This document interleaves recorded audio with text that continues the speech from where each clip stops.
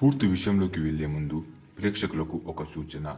మీరు భార్యాభర్తల సమస్యలతో లేదా కుటుంబ సమస్యలతో చెడు ప్రయోగాలతో సతమతం అయిపోతున్నారో అయితే స్క్రీన్ మీద కనిపిస్తున్న గురుగారికి కాల్ చేసి మీ మనసులో బాధని లేదా మీ ఇంట్లో బాధని చెప్పి ప్రతి సమస్యకు పరిష్కారం పొందండి. ప్రేక్షకులకు నమస్కారం. ఈరోజు ఈ వీడియోలో మనం సంతానం కాని వారికి సంతానం కలిగే యంత్రం గురించి తెలుసుకోబోతున్నాం. ఇప్పుడు స్క్రీన్ మీద రాస్తున్న ఈ యంత్రం సంతానం కోసం.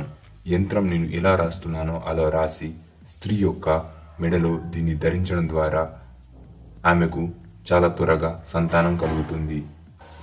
నేను ఎలా రాస్తున్నానో అలానే తప్పులు చేయకుండా ఉన్నది ఉన్నట్లు రాయండి.